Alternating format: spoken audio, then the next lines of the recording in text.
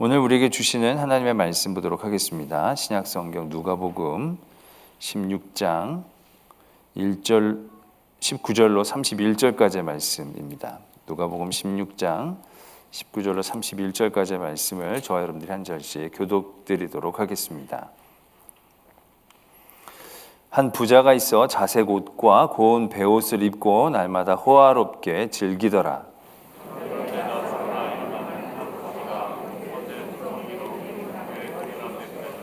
그 부자의 상에서 떨어지는 것으로 배불리려 하매 심지어 개들이 와서 그 헌대를 핥더라.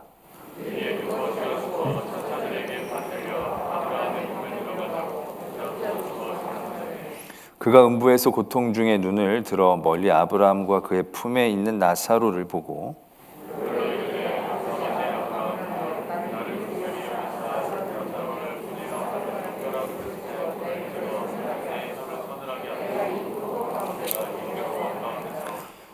아브라함이 이르되 얘 너는 살았을 때 좋은 것을 받았고 나사로는 고난을 받았으니 이것을 기억하라. 이제 그는 여기서 위로를 받고 너는 괴로움을 받느니라.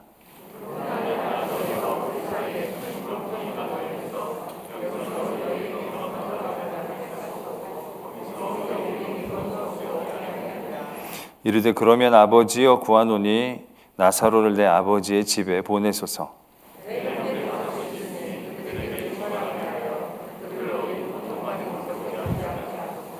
아브라함이 이르되 그들에게 모세와 선지자들이 있으니 그들에게 들을지니라.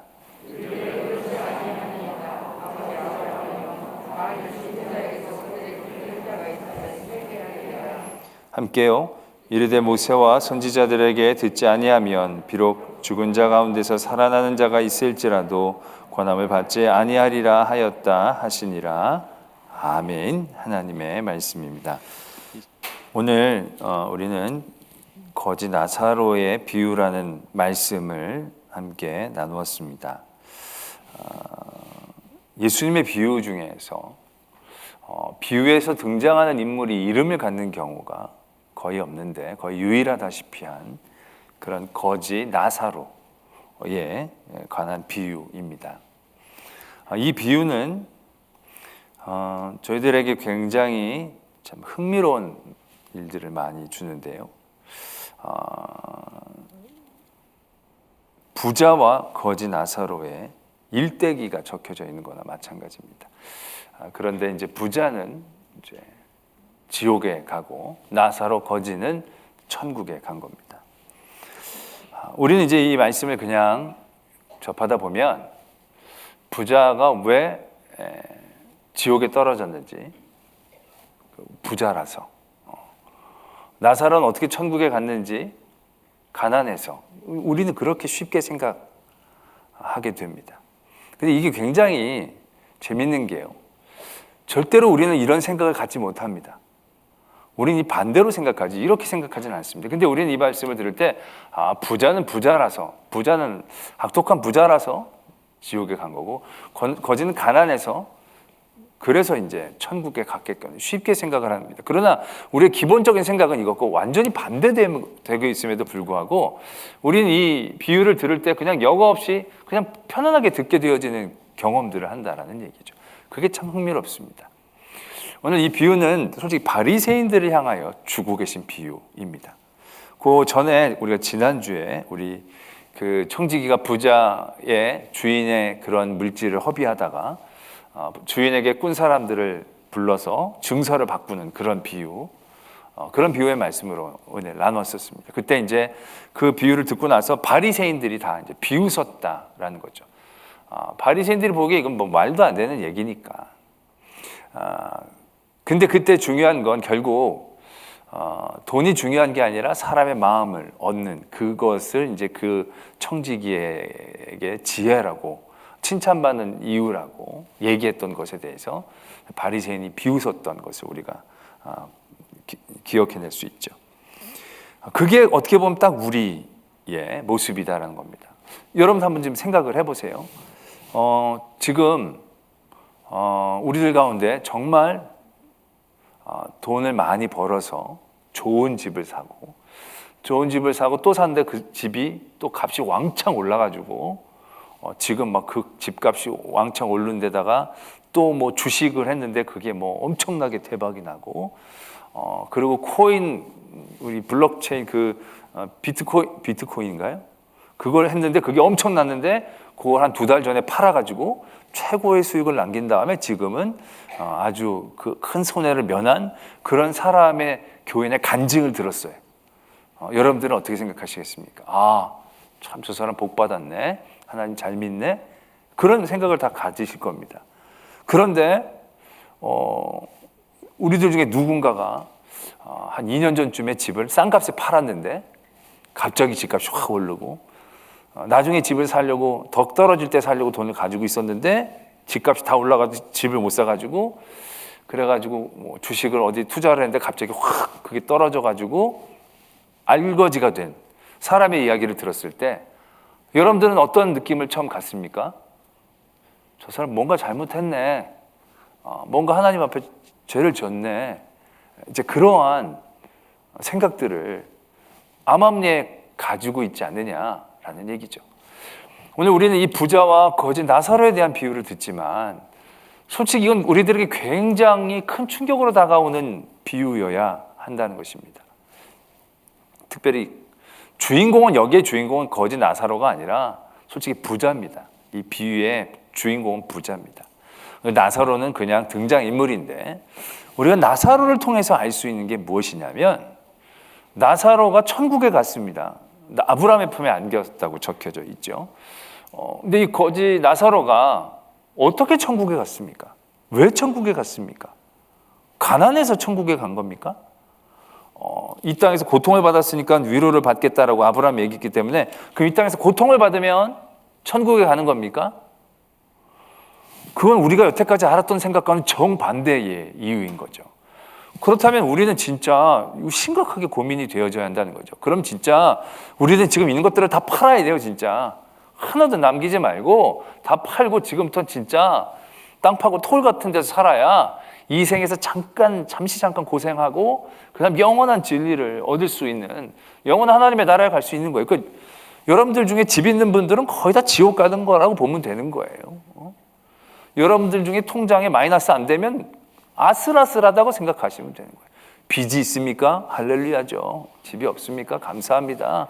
지금 병이 아파 고통스럽습니까? 천국에 가는, 이렇게 되는 거죠. 이 얘기가 아니라는 겁니다. 나사로가 하나님의 나라에 간 거, 가난했기 때문에, 이 땅에서 고통을 받았기 때문에, 이건 절대 아닙니다. 그렇다면 나사로가 왜 천국에 갔을까요? 그건 잘 모릅니다. 그건 잘 모릅니다. 뭐 여기 말씀에서 나사로가 어떻게 했다, 가난한 중에도 믿음을 지키고 뭐 고통 중에서도 하나님을 원망하지 않고, 그런 얘기는 없습니다. 그러니까 나사로가 무엇을 잘했는지 우리 예상할 수는 있죠. 결과론적으로 하나님의 나라에 갔으니까 그런 고통 가운데에서도, 어려움 가운데에서도 그가 믿음을 지키고 선한 마음을 가지고 부자를 원망하지 않고 뭐 여러 가지 좋은, 하나님에 대한 좋은 마음들을 가졌으니까 분명히 갔겠죠. 중심을 보시는 하나님이니까. 그러나 어떠한 모습인지는 구체적으로 우리가 알지 못하죠. 그러나 우리가 알 수 있는 분명한 한 가지, 그건 이 땅 가운데 고통을 받는다고 버림을 받은 것은 아니었다라는 사실입니다. 나사로의 삶은 하나에서부터 열까지 복받은 삶이라고 얘기할 수는 없는 삶입니다. 처절한 삶입니다. 하루하루의 삶이 정말로 죽는 것보다도 더 고통스러운 그러한 시간이었을 것입니다. 이건 정말로 큰 죄를 짓지 않고는 이렇게 살 수 없을 만큼의 아주 어려운 삶의 자리들을 그가 겪었습니다. 부잣집에, 그것도 별로 착하지 않은 부잣집에서 그 상에서 떨어지는 것으로만 먹고, 몸도 온전치를 못해서 헌대가 생기고, 그래서 개들이 그것을 핥고, 개들이 그것을 핥을 때 그 개들을 뭐 쫓아내거나 그럴 힘도 여력도, 오히려 개들이 핥았을 때 더 시원한 느낌을 받을 그런 상황이었다라는 것은 정말 그날 밤을 자고 아침에 눈을 뜰 때마다 그 하루하루가 얼마나 쉽지 않은 하루하루였을까. 우리는 어렵지 않게 예상해 볼 수 있는 것이죠. 아마 이 땅에 1000만이 그 삶을 보면 그 삶을 다 이렇게 얘기했을 겁니다. 저거 버림받은 삶이라고. 저건 저주받은 삶이라고. 저 삶이 지옥에 안 가면 그게 이상하다라고 사람이 얘기할 수밖에 없는 삶의 자리에 나사로가 있다는 것이죠. 그리고 죽어서도 그는 제대로 장사 지내지 못했을 것입니다. 처지가 이러다 누가 아마 그냥 그 시신을 아무데나 내다 번졌겠죠. 그게 그의 삶이었을 것입니다. 많은 사람들은 고생하다 하더라도 끝이 좋으면 괜찮고 상을 받고 그런 것으로 인식을 하죠. 그가 그렇게 고생하지만 끝엔 어떤 사람들에게 대접을 받도 좋은데 묻히고 근데 그런 것조차도 없는 거예요. 그는 죽어서 그냥 천사들이 받들어서 올라간 거예요. 이 땅 가운데에서는 뭘 얘기할 게 없는 거죠. 그가 뭘 얼마나 잘했는지는 모르겠습니다만은 분명한 건 그의 그러한 액면가적인 모든 삶의 자리들, 우리가 보기에 저주받고 버림받았다라고 얘기할 수밖에 없는, 분명히 저건 지옥이야 라고 얘기할 수밖에 없는 그런 삶으로 가득 차 있었지만, 그래도 그것은 버림이 아니었다는 사실이죠. 그 안에서도 분명히 길이 있었고 기회가 있었고 하나님의 은혜가 있었다라는 사실들. 그래서 그것을 잘 견디어 참고 나갔을 때 그는 정말로 오늘 부자가 얘기하는 그런 모든 고통과는 완전히 반대되어지는 그런 아브라함의 품에 기대어 있는 거. 한번 생각해 보세요. 옛날 무슨 로마 시대 그런 드라마, 영화들 보면 귀족들이 막 진짜 편하게 막 이렇게 들어 누워가지고 막 포도 따먹고 막 그런 거 있잖아요. 딱 그런 모습인 거죠. 그런 이제 하나님의 나라에서의 은혜를 누리고 있는 나사로의 모습이 보인다는 거죠. 때문에 우리가 나사로가 뭘 잘했는지는 잘 모르겠지만 잘한 거 분명히 있겠죠. 그러나 중요한 건 우리가 아는 만큼의 그 나사로의 삶의 자리, 그것이 아무런 기회도 없는 버림받은 그런 자리는 절대 아니다라는 것. 그 나사로가 하나님의 나라에 들어갔다는 거죠. 그가 고통과 고난 가운데 있었지만 그 고통과 고난이 그의 끝이 아니었다는 사실이죠. 그 고통과 고난 가운데서도 분명히 그가 하나님의 나라에 들어갈 수 있는 길이 있었다는 얘기죠. 그 안에서 하나님을 욥처럼 원망하지 않았다거나, 그 안에서도 그 믿음의 중심을 지키고 누구에게 피해를 주지 않기 위해 애를 썼다거나, 결국 그러한 우리가 고통과 고난의 자리에서 그러한 마음의 중심들이 분명히 하나님 앞에서의 큰 은혜를 입을 수 있는 제목이 될 수 있다는 사실들을 우리가 이제 알게 되는 거죠. 그게 여기서 적혀 있는 나사로의 모습 가운데서 우리가 알 수 있는 부분입니다. 그렇다면 부자는 왜 지옥에 갔는가? 부자가 부자라서 지옥에 간 거? 그건 아닙니다. 부자는 이 땅 가운데서 많은 은혜를 받은 거니까 어떻게 보면 훨씬 더 많은 기회를 얻을 수 있는 그런 상황이 되는 거죠. 이 땅에서 뭘 잘했기 때문에 그러한 큰 부를 받은 것일 수도 있고요. 또한 그것은 또 무엇인가를 기대하는 하나님의 마음일 수도 있고요. 그렇기 때문에 부한 것은 절대로 죄의 제목은 아닙니다. 부자라서 지옥에 간 건 아니죠. 그러나 오늘 우리에게 주시는 말씀을 보면 부자가 지옥에 간 이유들은 분명히 알 수 있게 되는 것입니다. 첫 번째로 그가 지옥에 갈 이유 중에 하나는 그는 호화롭게 즐기고 있었는데 그의 대문 앞에 나사로라고 하는 이름한 거지가 버려져 있었다라는 것입니다. 그냥 버려진 채로 있었다는 거죠. 그는 날마다 힘들거나 어려운 게 아니라 날마다 잔치를 하면서 그의 안에는 먹을 것이 넘쳐났을 터인데도 불구하고 그 문 앞에 있는 거지에게는 부스러기밖에 가지 못했다라는 것이죠. 그 나사로를 절대로 인식하지 못했다라는 얘기죠. 그 나사로를 절대로 받아들이지 못했던 그의 모습을 발견해낼 수 있는 거죠. 그에게 주신 물질이라는 은혜가 하나님의 마음을 가지고 쓰임을 받을 수 있어야 하는데 그는 철저히 자기만을 위해 그 물질을 사용하고 있었을 때 그 물질은 더 이상 그에게는 좋은 의미로 다가올 수 없었던 것이 되어지는 거죠. 결국 그런 마음 때문에 이 부자는 지옥에 떨어지게 되어진 것을 발견하게 되죠. 그러면서 이 부자가 지옥에 떨어진 이유가 이 한 가지로 끝나는 게 아니다라는 사실들을 우린 더불어 알게 됩니다. 그가 고통 중에 눈을 들어 하나를 보니까 나사로가 이제 아브라함의 품에 있는 걸 봅니다. 그리고 나서 이제 이 사람이 이렇게 얘기를 하죠. 아버지 아브라함이여 나를 긍휼히 여기사 나사로를 보내어 그 손가락 끝에 물을 찍어 내 혀를 서늘하게 하소서. 내가 이 불꽃 가운데서 괴로워하나이다. 이건 진짜 지옥에서의 고통을 정말 잘 묘사했다라는 생각을 하게 됩니다. 아니 뭐 기왕 나사로가 한번 오는 김에 좀 많이 원할 수 있지 않겠습니까? 물 한 컵 정도 최소한, 아니면 뭐 한 바가지 정도에서 끼얹을 정도. 근데 그 정도도 아닌 거예요. 진짜 너무 고통스러우니까 진짜 단 한 방울의 물방울만 있어도, 내 혀가 조금만 식어져도 내가 이 고통에서 잠시나마 내가 나음을 얻을 수 있다면, 이런 어떤 소망 가운데 이렇게 매여 있을 정도로 아주 극심한 고난, 그 뜨거움에 있었다라는 것이죠. 한 방울의 물이 그에게 소망처럼 느껴질 정도로 그의 어려움과 고통은 극심한 것을 느낄 수 있죠. 근데 그런 상황 가운데에서 이 부자가 하는 얘기를 보면 나사로를 보내서 물방울을 하나 찍어달라고 얘기하고 있다라는 얘기죠. 나사로가 지금 옛날 살았을 때 자기네 집 앞에 있는 나사로지, 죽어서까지도 나사로가 자기가 오라 그러면 오고 가라면 가라고 할 만한 그런 사람이 아님에도 불구하고 아직 이 사람은 자기의 주제를 잘 파악을 못하고 있는 거죠.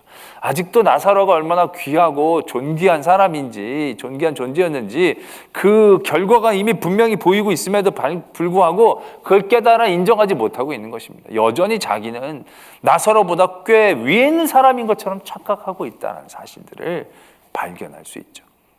그리고 나서 아브라함이 얘기해 줍니다. 너는 살았을 때 좋은 것을 받았고 나사로는 고난을 받았으니 이것을 기억하라. 이제 그는 여기서 위로를 받고 너는 괴로움을 받느니라. 아브라함이 이렇게 얘기를 합니다. 그럴 때 이 사람이 뭐라고 얘기하냐면, 내가 한 가지를 더 구하는데 나사로를 여기가 오는 게 어려우면 내 아버지 집에 좀 보내달라고.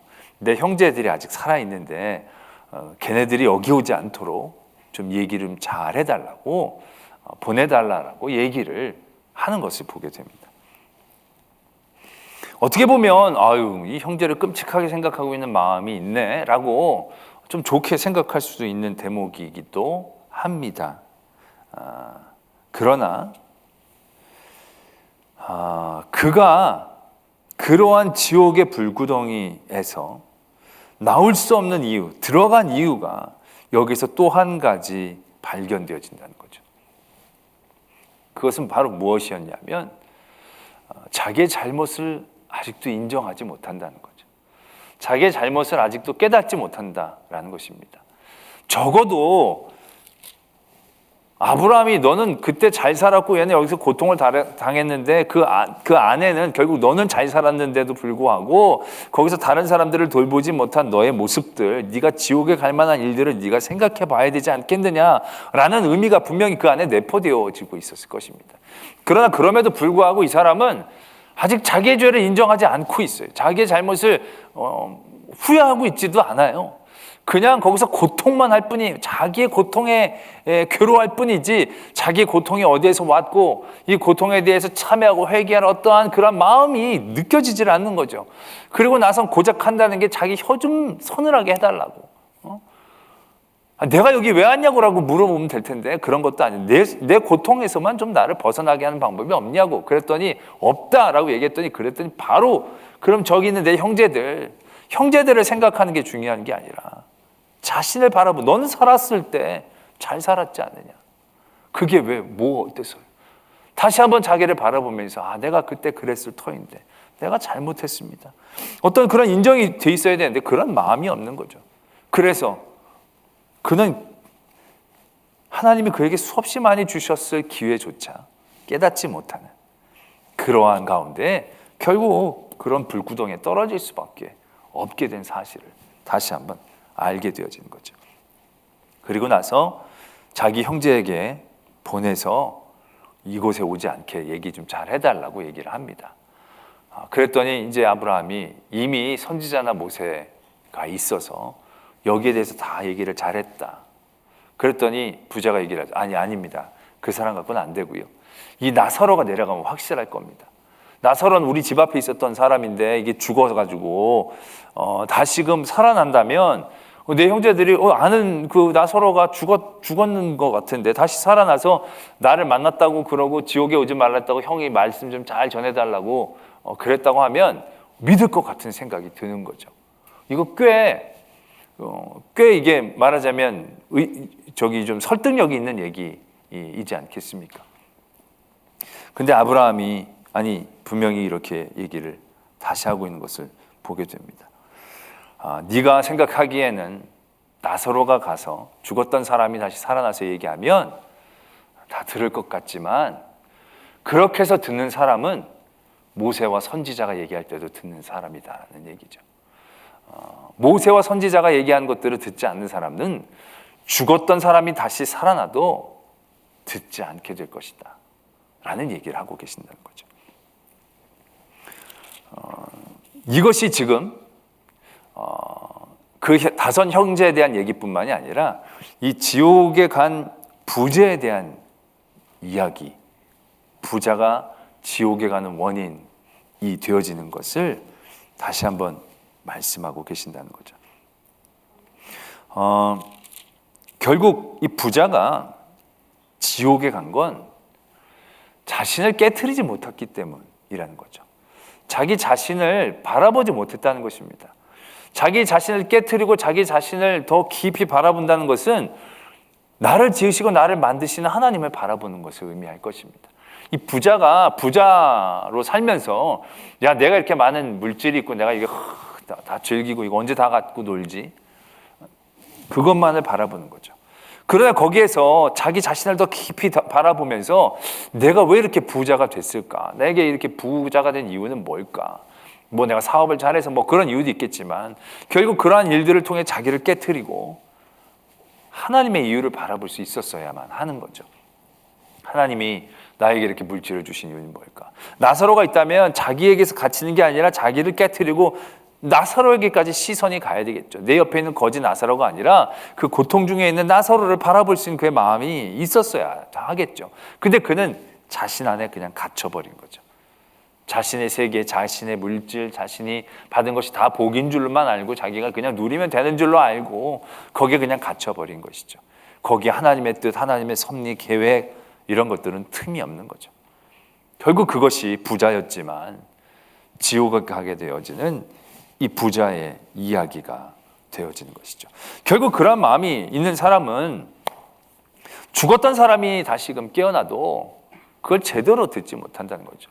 결국 이 일들은 역사적으로도 증명되지 않습니까? 가깝게는 이 이름과 똑같은 이름을 가졌던 나사로의 이야기가 요한복음에 나타나죠. 죽었던 나사로가 그것도 하루만 잠깐 누워있다가 살아난 것도 아니고 3일 있다가 그가 다시 살아난 겁니다. 붕대로 하고 썩는 냄새가 난다라고 얘기할 정도의 그런 죽었던 사람이 나사로가 살아나온 겁니다. 그 나사로를 살린 게 예수님이죠. 그 죽었던 사람을 살리신 예수 그리스도, 그 나사로를 불러오신 예수 그리스도를 안 믿는다는 게 말이 됩니까? 그 정도 능력이면 믿어야지. 병 고치는 거나 이런 거는 안 믿는 거 오케이 이해를 하지만 며칠이나 죽었던 사람을 다시 살린다는 것은 이건 주권자 아니면 쉽지 않은 그런 분명한 사역임에도 불구하고 그것을 받아들이는 마음은 정말로 다르지 않습니까? 그 나사로를 보고 예수님을 믿는 사람도 있지만 결국 나사로 때문에 예수님을 더욱더 죽이려고 했던 사람이 있었다는 사실을 우리는 너무나도 잘 알고 있다는 거죠. 어떻게 그럴 수가 있을까라고 생각하지만 그럴 수 있다라는 얘기죠. 정말로 그랬다라는 얘기죠. 예수님이 죽으셨다가 다시 살아났는데 그 예수님이 다시 살아나셨음에도 불구하고 살아나시는 것을 끊임없이 부정하는 사람들 분명히 있었다는 얘기죠. 그러한 부분들을 우리는 잘 이해할 수 있어야 한다는 것입니다. 우리는 증거, 증명, 기적 그것이 우리에게 믿음을 줄 거라고 생각하지만 의외로 그러한 것들을 우리에게 주는 믿음은요 그렇게 유효기간이 긴 게 아니에요. 우리의 믿음은 예수 그리스도로 말미암아 비롯되는 것이지 여러 증거, 증명 그런 것들로 되는 게 아니에요. 내가 기도했던 제목들이 응답을 받았어요. 그래서 내 믿음이 굉장히 자라나거나 내 믿음이 생겨나는 경우들이 있어요. 그러나 그 증거로 그 믿음이 유지되는 게 아니에요. 그 증거를 통해서 우리가 더 예수 그리스도를 믿게 되어졌을 때 그 믿음은 더 많은 증거를 보게 하기 때문에 우리의 믿음이 자라나는 것이지 그 증거 한두 개 잡고 끝까지 갈 수 있는 게 아니라는 얘기죠. 기적이 믿음의 백성들을 만든 게 아닙니다. 믿음의 백성들을 만든 건 오히려 기적보다는 고난이에요. 고난과 부르짖음을 통한 훈련들이 믿음을 그들에게 굳건히 세워진 것이지 기적 갖고 믿었으면 뭐 출애굽 끝났을 때 뭐 진짜 막 다 이스라엘 민족들은 엄청난 믿음으로 잘 믿었게요. 그러나 금방 사사기가 오지 않습니까? 참으로 그게 이스라엘 민족의 연약함의 문제가 아니라 우리 모두의 연약함에 대한 부분이거든요. 그래서 우리가 말씀을 듣고 말씀을 붙잡고 말씀으로 우리가 훈련을 받고 예수 그리스도의 은혜로 우리가 믿음을 얻는 것에 대한 분명한 인지와 깨달음과 고백이 있어야 된다는 것이죠. 결국 이 부자에게는 고스란히 바리새인들에 대한 얘기인 거죠. 바리새인들이 딱 이 부자거든요. 그들이 겉보기에는 다 하나님의 나라에 분명히 갈 수 있는 사람처럼 보여요. 다 복 많이 받고 하나님 잘 믿어서 잘 된 사람들처럼 다 보여요. 그들 스스로도 그렇게 생각하고 착각했어요. 그러나 그들의 눈이 그들을 넘어서지를 못하는 거예요. 그들 스스로를 바라보면서 끊임없이 하나님 앞에 깨어 그들을 낮추지를 못하는 거예요. 나는 잘 믿어. 나는 부자야. 나는 그래서 복을 받은 거고 복이 있는 자체가 나는 천국에 갈 수 있는 것을 의미해. 굉장히 어리석은 생각들 가운데 갇힌 거예요. 그들에게 주신 복과 은혜는 그들이 잘해서 주신 대가 아니었다는 거죠. 그것을 통하여 하나님의 뜻과 하나님의 일들을 다시금 생각하고 도전했어야 하는데 그들은 거기에 딱 멈춘 거죠. 그래서 그들도 들어가지 않고 남들도 들어가지 못하게 길을 막는 정말로 어처구니없이 악한 존재들이 되어져 버린다는 것이죠. 그건 오히려 세리나 죄인들, 창녀들이 그렇게 된 게 아니라 정말로 하나님을 잘 믿는다는 바리새인과 서기관들, 제사장들이 지금 그런 자리에 섰다라는 사실이에요. 부자들이. 이것은 지금 우리들에게 굉장히 중요한 도전을 주시는 비유의 말씀이다라는 얘기죠. 우리는 거짓 나사로라고 생각하면 안 돼요. 우리는 이미 부자에 가까운 사람이에요. 부자의 자리에서 우리는 날마다 내 은혜를 가지고 취해 있을 때가 많이 있다는 거죠. 내 은혜로 그냥 은혜다 감사하다로 딱 끝날 때가 많이 있다는 거예요. 주시는 은혜는 감사하는 것으로 끝나는 게 아니에요. 감사는 그냥 감사합니다 그리고 입 딱 씻는 게 감사가 아니거든요.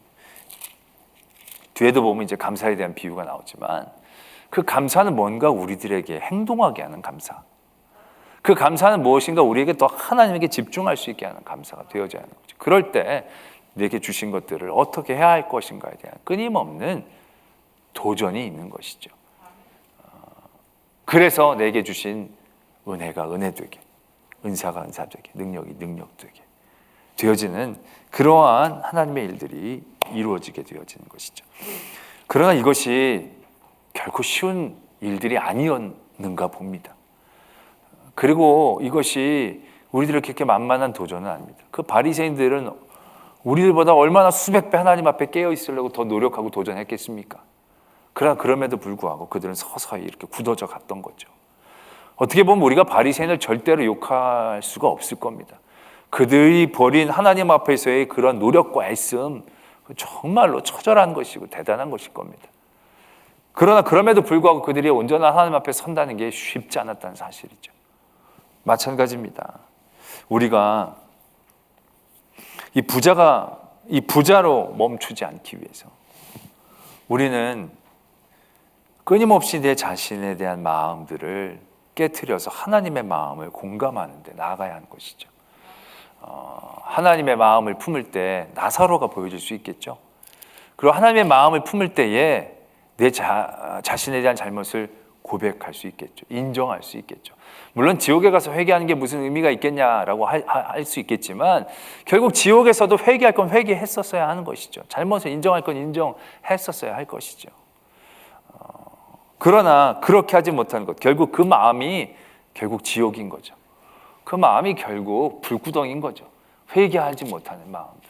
하나님 앞에 자기 죄를 깨닫지 못하는 그 마음, 그 마음이 결국 자기를 제일 많이 괴롭히고 힘들게 했습니다. 내가 여기 지옥에 왜 와야 되는지 정말 미치도록 억울했을 수도 있겠죠. 나사로는 올라갔는데 난 왜 여기 있느냐.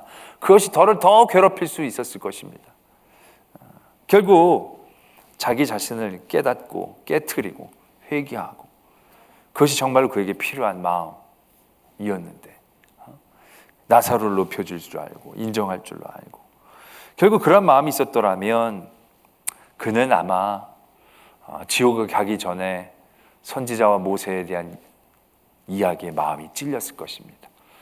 니고데모처럼 예수님에게 돌아오고 아리마대 요셉처럼 예수님에 대해 헌신할 수 있는 그런 사람이 될 수 있었을 터인데 그렇게 되지 못했던 안타까운 부자, 그 부자에 대한 이야기들이 오늘 예수님께서 우리들에게 해주시는 이야기임을 깨닫게 됩니다. 지금 예배를 드리고 있는 저와 여러분들은 이 세상에서 가지고 있는 재산의 유무와 상관없이 부자의 얘기에 더 경계하고 깨어 있어야 될 것입니다. 나사로의 얘기는 별로 신경 쓰실 필요 없고 부자가 왜 지옥에 갔는지 내가 그 지옥에 떨어지지 않으려면 내가 어떻게 깨어 있어야 하는지 오늘 예수님의 말씀을 듣고 비웃는 그 바리새인들의 모습에 결국 우리의 모습들이 비춰져야 하는 것이죠. 우리가 하나님이 우리에게 주시는 말씀과 하나님이 내게 주시는 어떠한 증거와 뜻에 대하여 이렇게 바리새인과 같이 반응했던 적은 없었는지 어떤 분들의 얘기에 나는 내 얘기는 아니야 어떤 얘기를 들으면서 이건 누가 꼭 들어야 되는 건데 그렇게 나를 말씀에 부딪히는 게 아니라 그 말씀으로 자꾸 누구를 찌르려고만 했던 그런 우리들의 모습이 있다면 우리는 부자에 가까운 것입니다. 제가 은혜를 받았다는 말씀들을 종종 듣다가 보면 그런 깨달음을 가질 때가 있습니다. 그 말씀을 듣고 내가 너무 아팠습니다. 내가 너무 힘들었습니다. 너무 내가 괴로웠습니다. 그런 얘기들이 잘 들려지지는 않습니다. 그 말씀으로 내가 은혜를 받았다는 뜻이 내가 무슨 명분을 얻었습니다. 내가 누구를 공격할 힘을 얻었습니다. 이런 쪽으로 들릴 때가 훨씬 많다라는 거죠. 남의 얘기를 한 게 아니라 내 얘기를 한 걸로 들어야 되는데 그렇지 못하다는 거죠. 내 얘기를 듣지 못한다. 그거는 모세와 선지자의 얘기를 지금 듣지 못하는 이 부자와 같은 결에 있다는 것을 우리가 깨달아야 한다는 것입니다. 우리가 말씀을 들으면서 자꾸 누군가가 떠오른다? 그러면 우리 부자에 가까운 것이 틀림없을 겁니다. 근데 말씀을 듣는데 너무 듣기가 괴로워요. 뛰쳐나가고 싶어요. 너무너무 힘들어요. 그러면 제대로 말씀을 듣고 있다라고 얘기할 수 있지 않겠나. 너무 아프고 힘든 것, 그 자신을 말씀으로 바라보고 또 도전하고 그래서 말씀으로 나를 깨트리고 그 말씀이 나를 잘라내면 그 말씀이 진짜 내게는 귀중한 말씀이 되어지는 거죠. 근데 이미 우리는 그런 아프고 힘든 말씀을 잘 들으려고 하는 훈련들이 안 돼 있어요. 너무 세상에서 편하고 좋은 것들만을 대하다 보니까 말씀도 내가 듣고 편하고 내가 힘나는 말씀들만을 들으려고 할 때가 많이 있는 거죠. 바리새인이 딱 그랬지 않습니까? 오늘 어떻게 보면 나사로에게 선포되는 하나님의 말씀은 다 아팠을 것입니다. 왜냐하면 너희 지금 고통은 너희 벌이다, 잘못 때문이다. 뭐 이런 식의 말씀들이 적지 않았을 테니까요. 그 말씀을 들을 때마다 자기 몸 아픈 것도 몸 아픈 거지만 그것이 어떤 큰 죄로 인한 것이다라는 사람들에 대한 시선들 더 괴로웠을 것입니다. 나는 아니라고 부정하고 삐뚤어질 수도 있었겠죠. 근데 아마 나사로는 그것을 겸허하게 받아들이고 날마다 자신이 그 말씀에 부딪히지 않았는가 라는 생각들을 해볼 수 있죠. 나의 죄 때문이라는 것을 인정하고 끊임없이 자기를 바라보면서 더 큰 죄를 짓지 않기 위해 애쓰고 노력하는 마음들. 어쩌면 그 거짓 나사로가 하나님의 나라에 들어갈 수 있었던 것은 그런 말씀 앞에 자기를 늘 부딪히고 얼마나 아팠겠습니까? 그 말씀을 버리지 않고 붙잡았을 때 결국 하나님의 나라에 들어갈 수 있었지 않았을까 라는 그런 생각들도 해보게 되어집니다. 오늘 모세와 선지자의 말도 듣지 않는 부자, 결국 그 부자는 죽었던 사람이 살아나도 믿지 못하고요, 지옥에 가서도 회개하지 못하고요, 결국 주위를 절대로 바라볼 수 없는, 내 자신을 겸허하게 만들 수 없는 그것이 결국 지옥이었다라는 것을 바라보게 되면서 우리 안에서 그러한 모습들, 나를 끊임없이 바라보면서 말씀에 부딪히고 말씀에 깨어지고 말씀에 아파하고, 그래서 내 자신을 조금씩 더 바꾸고 말씀 앞에 바르게 세워 나갈 수 있는 그러한 성도들 되어지기를 도전합니다.